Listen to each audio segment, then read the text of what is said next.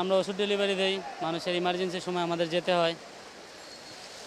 এটা আমরা যদি ঠিকমতো না পৌঁছাই, ইমার্জেন্সি যদি ওষুধ লাগে, তাদের তো প্রবলেমে পড়া লাগে অনেক সময়। আমরা যে দিতেছি যে ডেলিভারি, এই যে কোমর সমান পানি, তারপরে আসছে ওষুধ ডেলিভারি দিতে, গাড়ি নষ্ট হয়ে গেছে।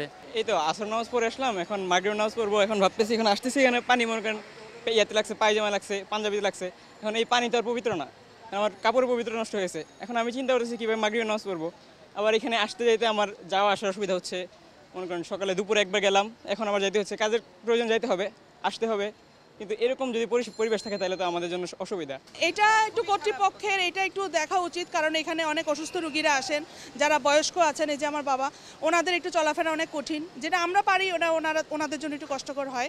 তো ওনারা যদি একটু খেয়াল করেন যে না, এখানে পানিটা নিরসনের জন্য এতটুকু জায়গায় কিন্তু পানি, বাকি রাস্তায় খালি ছিল, তো এই জায়গাটা যদি মানে পানিটা করার ভালো নিরসনের ব্যবস্থা হয়ে যেত, তাহলে আমাদের জন্য খুবই সুবিধা হতো আর কি। সবচেয়ে বড় ভোগান্তি আছে যারা রোগী, তারা ভোগান্তি হবে। মনে করেন যে অনেক সাপোর্ট লাগতেছে তাদের।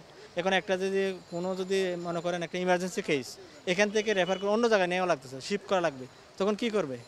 এই জিনিসগুলো একটু দেখার, এখানে যারা আছে দায়িত্বে আছে, তাদের একটু সিনসিয়ার হওয়া উচিত এগুলো নিয়ে। এখন জন্ম সনদ দিয়ে খোলো বিকাশ স্টুডেন্ট অ্যাকাউন্ট। নিজের বিকাশ নিজে কর। ডাক্তার দেখাতে আসছি, এখানে আসা হয়তো পানির অবস্থা দেখে খুবই খারাপ লাগলো। আমাদের গ্রামই ভালো, স্মার্ট বাংলাদেশে এরকম পরিস্থিতি আসলে বলা বাহুল্য না। এই অবস্থা দেখে আমার মনে হচ্ছে যে আমার গ্রামই ভালো। হাইটে আসতে লাগতো 5 মিনিট, সেটা আমি রিক্সায় আসতে গেলে আমার কাছে 70 টাকা ভাড়া যেতেছে। তাহলে আমার অর্থেরও লস আর সময়েরও লস।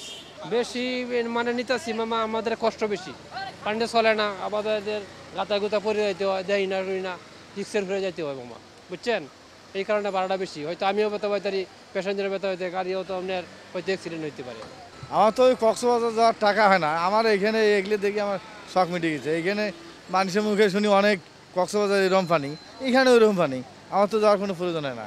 আজকে আমার স্কুল ছুটির দিন, ওটা লাগে আমরা আজকে পার্কে যেতাম, কিন্তু বৃষ্টির লাগে আমরা যেতে পারিনি।